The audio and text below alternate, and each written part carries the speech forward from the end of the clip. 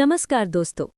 जब हम इंडिया की डिफेंस डिप्लोमेसी और मिलिट्री ताकत की बात करते हैं तो अक्सर हमारा ध्यान यूएस, रशिया या फ्रांस पर जाता है।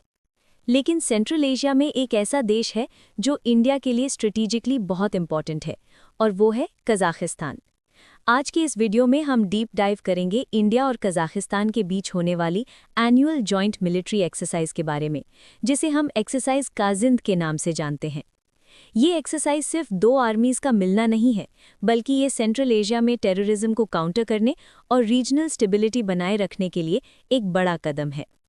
सबसे पहले बात करते हैं इसके इतिहास की। इंडिया और कजाकिस्तान के मिलिट्री रिलेशंस नए नहीं हैं। इस एक्सरसाइज की शुरुआत साल 2016 में हुई थी। उस वक्त इसका नाम एक्सरसाइज प्रबल दोस्तिक था, जिसका मतलब होता है रोबस्ट फ्रेंडशिप, यानी मजबूत दोस्ती। शुरू में ये एक छोटे लेवल पर कंडक्ट की जाती थी, लेकिन जैसे जैसे दोनों देशों के रिश्ते गहरे हुए, साल 2018 में इस एक्सरसाइज को अपग्रेड कर दिया गया। इसका नाम बदलकर एक्सरसाइज काजिंद रखा गया और इसका स्केल बढ़ाकर कंपनी लेवल कर दिया गया। ये एक्सरसाइज एक एनुअल इवेंट है जो ऑल्टरनेट होती है, यानी एक साल इंडिया में होती है और अगले साल कजाकिस्तान में। ये दिखाता है कि दोनों देश इस पार्टनरशिप को लेकर कितने कमिटेड हैं। अब सवाल आता है कि इस एक्सरसाइज का मेन मकसद यानी ऑब्जेक्टिव क्या है। क्यों इंडियन आर्मी कजाकिस्तान के सोल्जर्स के साथ पसीना बहाती है? इसके 3 प्राइमरी ऑब्जेक्टिव्स हैं। सबसे पहला है काउंटर टेररिज्म ऑपरेशंस। आज के दौर में टेररिज्म एक ग्लोबल थ्रेट है। काजिंद का सबसे बड़ा फोकस यही है कि कैसे टेररिस्ट हाइडआउट्स को डिस्ट्रॉय किया जाए और हॉस्टेज सिचुएशंस को हैंडल किया जाए। दूसरा ऑब्जेक्टिव है यूएन मैंडेट। ये एक्सरसाइजेज यूनाइटेड नेशंस के चार्टर के अंडर होती हैं। इसका मतलब है कि अगर कल को यूएन पीस कीपिंग फोर्सेज में इंडिया और कजाकिस्तान को साथ काम करना पड़े तो उनका कोऑर्डिनेशन परफेक्ट होना चाहिए। और तीसरा है सेमी अर्बन और जंगल वॉरफेयर ट्रेनिंग।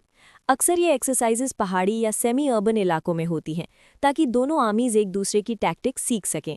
कजाकिस्तान की आर्मी के पास सेंट्रल एशिया के टफ टेरेन का एक्सपीरियंस है और इंडियन आर्मी के पास काउंटर इंसर्जेंसी का वर्ल्ड क्लास एक्सपीरियंस है। जब ये दोनों मिलते हैं तो नॉलेज एक्सचेंज नेक्स्ट लेवल का होता है। चलिए अब ग्राउंड जीरो पर चलते हैं और देखते हैं कि मैदान में क्या होता है। 10 से 12 दिन चलने वाली इस एक्सरसाइज में जॉइंट टैक्टिकल ड्रिल्स शामिल होती हैं। इसमें सोल्जर्स प्रैक्टिस करते हैं कि कैसे एक बिल्डिंग या एरिया को घेरा जाए जहां टेररिस्ट छुपे हों, जिसे कॉर्डन एंड सर्च ऑपरेशन कहते हैं।